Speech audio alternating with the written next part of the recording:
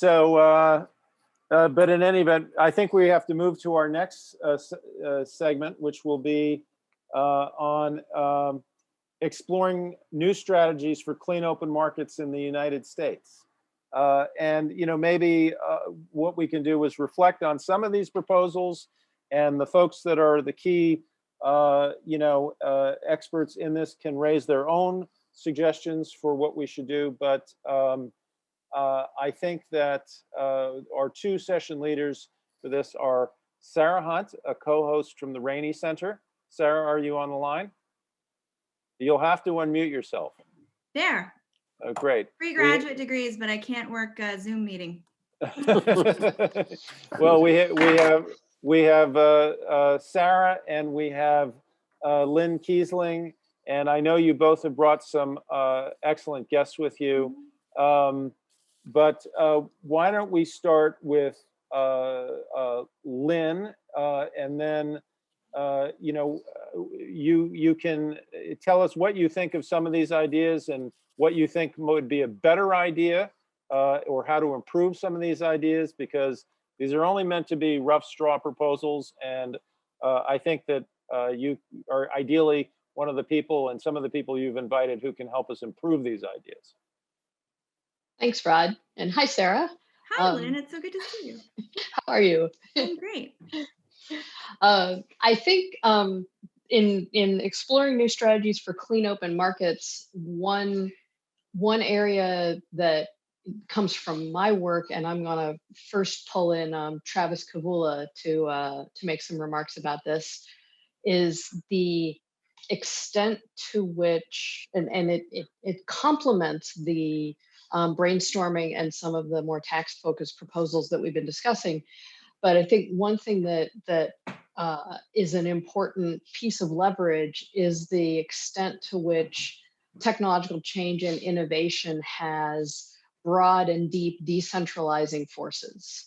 And again, I'm going to say this as a technology historian, that we see this over and over, that there certainly have been plenty of technologies that have had centralizing forces, but right now, especially with digitization and how digitization is entering the electricity industry with smart grid technologies all the way through the supply chain, and especially digitization around the distribution edge, which enables consumers to participate more actively in retail markets, but to use technology to automate their participation so that it's user-friendly and the costs to them are low of doing it. In other words, digital technologies reduce transaction costs, and it makes it easier and more valuable to coordinate our actions through markets than through regulation. And so I think that potential for technology-enabled competitive markets is one real opportunity. So with that, I'm going to invite Travis to make some remarks on that. Yeah. Hey, Lynn, Rod, thanks for having me. I've been listening to the conversation with great interest. I'm a former utility regulator and now an executive in charge of regulation with NRG, which is a large independent power producer, mostly based in Texas. We have about 4 million retail customers. And unlike a utility, any of those customers are free to fire us as their provider. We're a competitive service provider. We do not have a monopoly service territory. And I guess I'd really emphasize the importance of that point, because I think only when you sort of focus on the end user, what they're ultimately going to need, get more dynamism in the system that Lynn alluded to, are you really going to make the ends meet of a very deep decarbonized world that is going to have a lot of intermittent sources of supply. And I guess to this point, a lot of the conversation has been focused on, how do you channel more capital into clean technologies?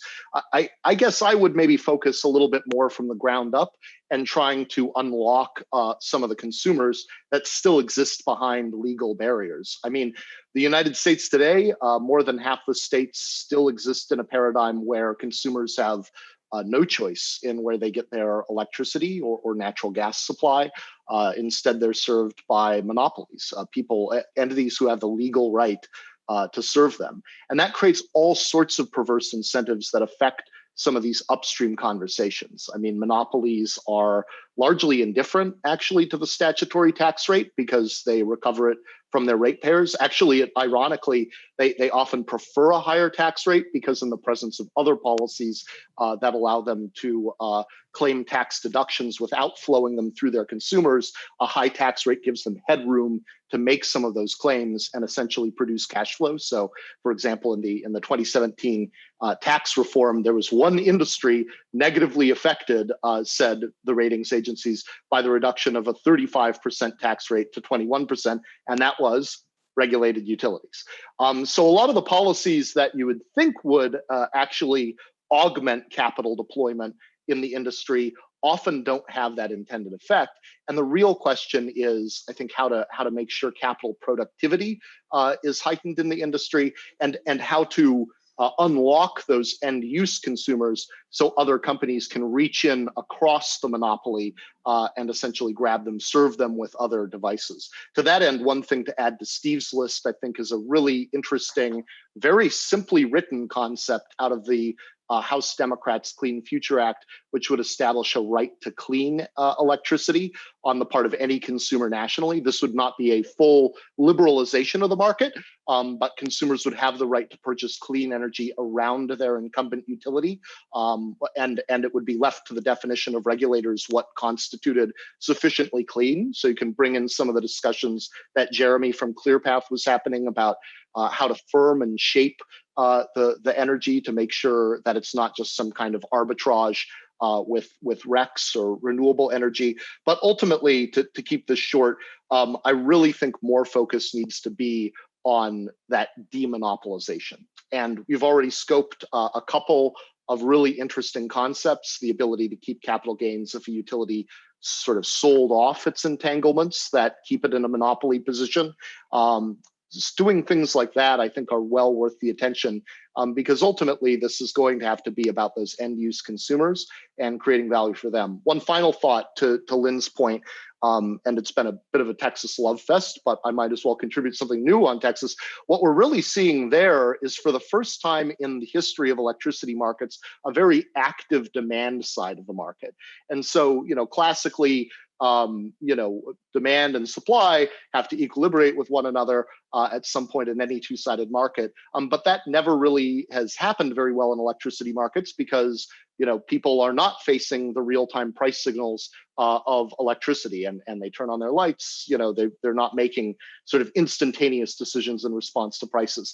Now, in the presence of a highly competitive retail market in Texas, there are a lot of intermediary companies that can finally have visibility into those price signals and create automation within the homes of even residential customers. So you now see about 1/5 of Texas customers having voluntarily adopted price responsive demand products that are offered to them.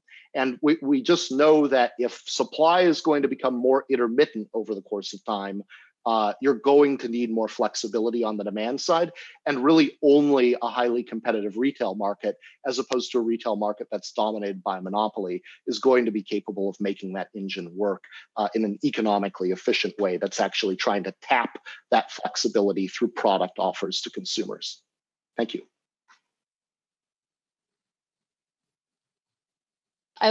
Travis, I love hearing you talk about these things. I feel like my head has expanded 3 sizes. And I love the fact that he likes the demonopolization tax cuts. I just threw that out there. I thought I was going to get mocked. No, I think that's great. One other you can't beat them, join them, right? These are powerful. These are powerful entities, right? And utilities probably can't be steamrolled or demonopolized without a huge fight. So maybe there's a carrot. And the beauty of it, Rod, is that it doesn't have to work for everyone. But I bet there are 1 or 2 utilities who look at the financials and say, you know what, that's not a bad deal, and would be willing to throw in stakes and maybe experiment with that. And I think this conversation highlights the point that in many respects, the attention has to be in the details, because utilities can have contracts with PPAs with independent renewable generators, and they can say, oh, we do competitive procurement, and so I think the attention is going to have to be in the details. One other piece of attention, and then I'm gonna see if Jim Connaughton wants to come in on this, because I think his thoughts on this may dovetail nicely with Travis's. That regulatory policy and especially over the past 20 years, has very much focused on the idea of capacity, building capacity so that we can ensure reliability by having enough installed capacity of generation. Travis has pointed out that going forward, what's going to be the most important attribute of resources is going to be flexibility. And so I think that means that encouraging regulators to shift their awareness towards performance and towards capabilities, and away from the ideas of just having installed capacity. So Jim, I don't know if you want to chime in here, or. Sure, I'll offer a few concepts. I try not to talk too much because it looks like I'm on 3 panels today for the rest of the day. So I want to emphasize the theme. Lynne writes brilliantly about quarantine the monopoly, and I will add to that, which is bypass the monopoly. Okay, so the analogy I'll give, I was at Constellation Energy. We all sat down one day in 2009 and said, okay, we're in X number of states. How do we get in every state, including Canada and down in Mexico? Just what can we do? Where are we allowed to participate in the energy market wherever we can, rather than only duke it out trying to change the regulatory paradigm? And over the course of just 4 years, we found ourselves in energy businesses in 47 states. Notwithstanding Travis's point that half of them theoretically don't let you in. And that's where the opportunity now, 10 years later, is even greater than then to bypass the monopoly. First of all, as we get away from large central station coal, and we're not building new large central station nuclear, everything else can be fully distributed, and it can all be behind the meter. Okay, so there's actually no limitation on bypassing the monopoly in terms of the energy componentry that's coming next. You just have to decide you want to do it, and the headaches and the other things that come with that. But that is a huge opportunity for the private sector to reorient what's going on and create back pressure on the vertically integrated regulated utilities. So just behind the meter generation is a key opportunity. The emergence of IoT and machine learning is going to bring forward the tools in the next 10 years. It will bring transparency to the grid that is currently in the hands of the shamans. If you want to go interconnect with the utility, it's a exceedingly painful process, and it's a not that rock process, which is you go through a 1-year process, and they'll say, "Oh, sorry, that won't work. Give me another location."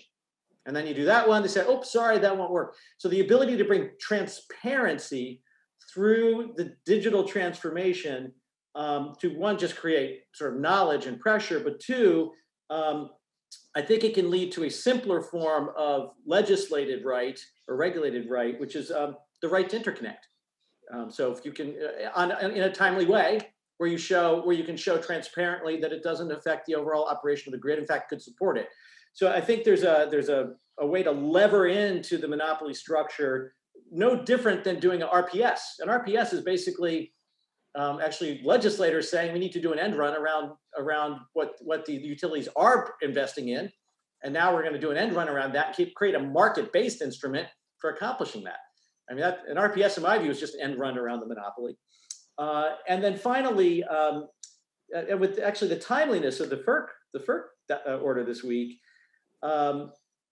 we have not fully imagined the digitally enabled wholesale aggregation for participation of manifold players just jumping into the wholesale market through intermediates and qualifying for wholesale market participation. So we haven't really explored that in any consequential way. PGM has had its experiments in that. Texas has them. But I think there's I don't know, I'd be interested in other people's views, but I think there's a viable approach that's technology enabled now to aggregate wholesale participation, notwithstanding some of the other apparent legal barriers to that. So that's what I'll put on the table. That's great. Thanks, Jim. I'm all in favor of digitization, reducing transaction costs all the way up and down the stack and around the distribution edge. So yay.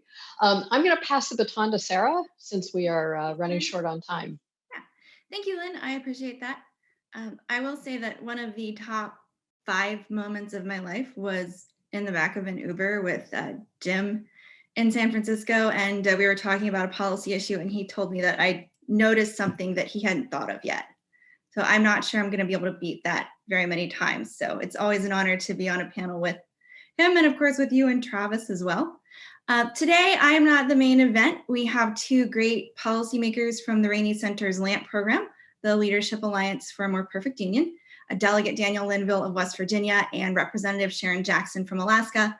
They're both from great energy states, and I thought it would be interesting to bring them into the conversation and let you hear from them what's going on the ground in their states, get their reaction to the ideas that have been presented, and especially their thoughts as policymakers who are in states that are traditionally associated with the fossil industry and who are looking for options to maintain a vibrant economy for their constituents. So with that, I will call on Delegate Linville. Would you like to hop in and give us some reflections and thoughts? Let us know what you're thinking today about what you've heard and what's going on in West Virginia and the view from there. Sure. Well, first, thanks, Sarah. And I really appreciate you having brought us on here today. I think one of the big things that we see in West Virginia is that, while we've always been a coal producing state, and we are very proud of that, in fact, we're proud that we were powering the nation for so long. We have a few interesting challenges in trying to make sure that our economy sort of reacts to the market. And so it's been really interesting to hear some of the proposals that have been put forward. I don't know of anybody who is really in favor of a monopoly, right? So some sort of a tax incentive to demonopolize, I think, is an incredible idea. The next thing, and just a little quick personal point of privilege, just this year, I actually sponsored a piece of legislation with our House Speaker, Roger Hanshaw, that was taken that wasn't well received. Let me say it that way. And that was, we were trying to, make West Virginia one of the best places in the nation to hold intellectual property and patents. And so I absolutely love the idea of sort of a patent box that would make West Virginia an interesting place to hold that intellectual property and to begin to replace some of that economic engine. If over time we lose power plants, or we lose some of the other generation, how do we incentivize companies to continue to replace that economic engine that we've seen for so many years has really begun to harm our economy? And so I think that was an incredible thing, and I'd love to follow up with the individual that sort of suggested that. It might be a way for us to handle something that we further tried to do. And the last thing that I would say is, the challenge that we see in West Virginia is in the transmission side of things, right? And so as we look at a more decentralized grid, how do you make sure that everyone is paying their fair share on the transmission side of things? Because we don't want someone who, for instance, can't afford solar behind the meter to end up negatively affected and paying a significantly greater amount just for the transmission infrastructure. And I think that's one of the biggest things, and maybe we can learn something from Texas as it regards that. So Sarah, that's a lot, and thanks for having me on the panel. Great. Yeah, thank you for those thoughts. I really think it's helpful for everyone here to hear from policymakers about what's going on the ground. Sarah, could I just jump in for a second, to respond to Daniel?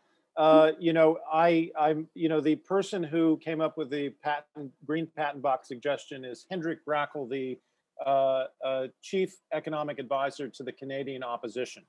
And I think that's really significant, because wouldn't it be great if we can do a trans-border, Canada-US green patent box and maybe spread it to other countries of the world, so that you get a green stimulus and intellectual property protection at the same time. Food for thought. Absolutely. I would love to engage in that, because it turns out that patent law is pretty formalized and across all the states. if you touch that section of law, there's some people that sort of come out of the woodwork very concerned that you might have a tortuous environment and things of that nature. So the fact that it was that the suggestion is to handle it on the tax basis and make that what's the most beneficial was just incredible. So I've actually already texted the Speaker of the House while we've been on this Zoom meeting. So thank you. Oh, great, wonderful. Great. This is the power of LAMP. We connect our policymakers with experts like all of you. With that, I'd like to bring in Representative Sharon Jackson from Eagle River, Alaska. I'm sure she has some equally interesting thoughts. So I will hand it over to her. Hello, everyone. This has been absolutely amazing and very beneficial. Post-COVID, here in Alaska, there are many opportunities I see coming. So hearing the input from you and different ideas of legislation that can support the movement of these major projects is, I just can't express the gratitude of this opportunity that I have here today. So thank you all, and I look forward to continuing to communicate and bring these ideas together. Thank you so much. Sharon, was there anything in particular that really struck you? Any of the ideas that stood out that you'd like to explore further as potentially good for Alaska?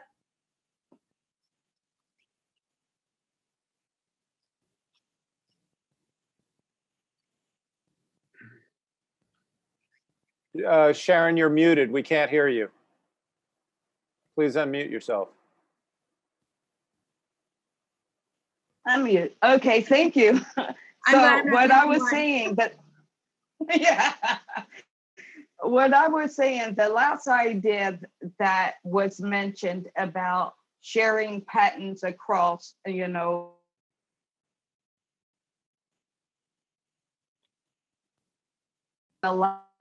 I find that very, very instrumental, and believe it will benefit all of us. So thank you. It sounds like I need to do a Rainey Center paper on state deployment of green patents. Thank you so much, Sharon, and thank you, Daniel, as well. I really appreciate both of you being here and sharing your thoughts with this crowd. And I think I can't follow up that with anything much more interesting. So I will turn it back over to Lynn and Rod. Lynn, let me just say you also have the expertise of Pat Wood here. We should move on, but I did want Pat to weigh in, if he wants to, on what he thinks are the most interesting ideas for moving to accelerating the move to competitive markets in the United States that he's heard. So please, if you have a moment, Pat.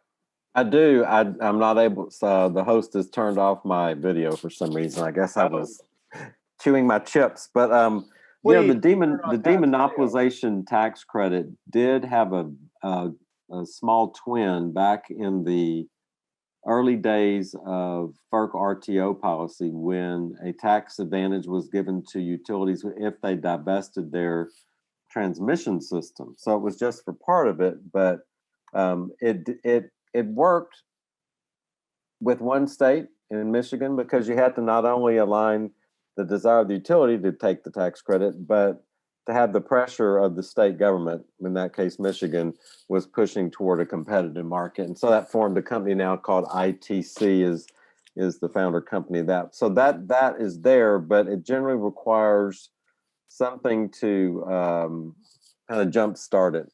The only other point I was going to make was, kind of in the concept of think globally, act locally, and Connaughton got on that pretty well, but it really is the nitty gritty of a competitor trying to get in, that underbrush that you want to clear, even more than incentives and stuff.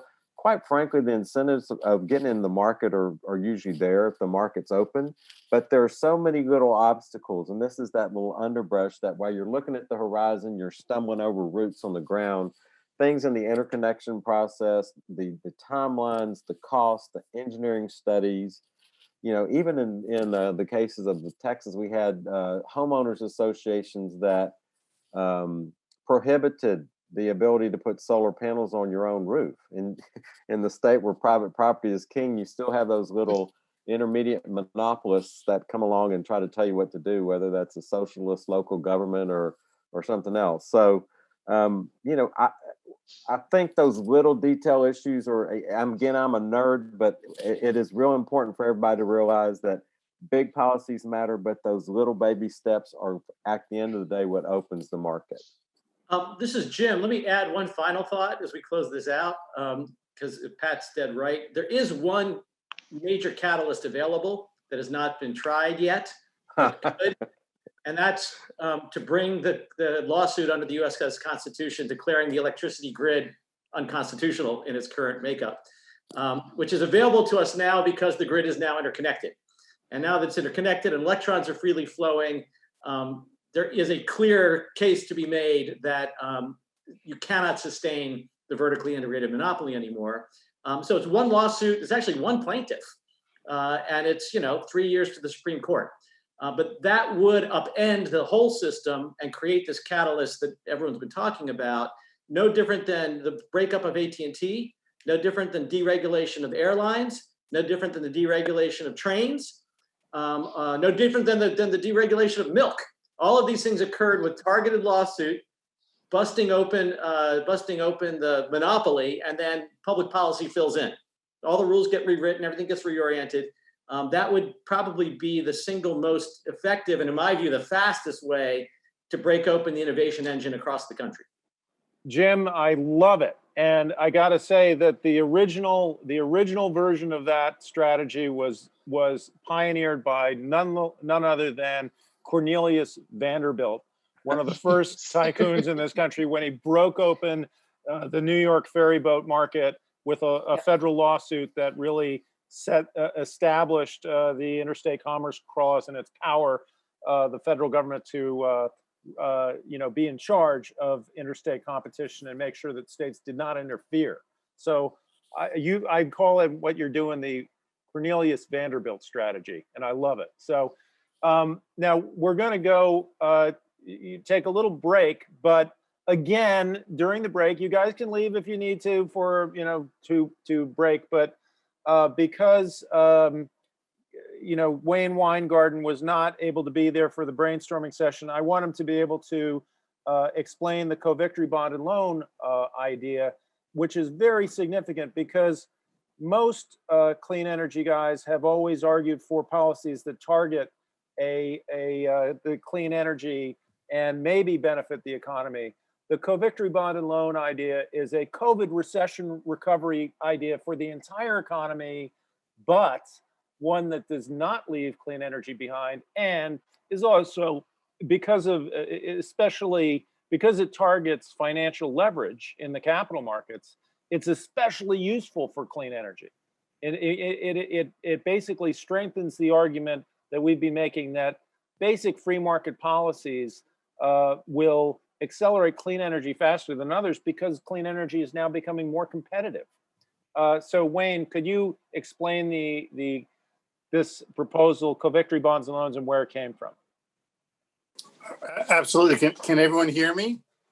Brad, can you hear me?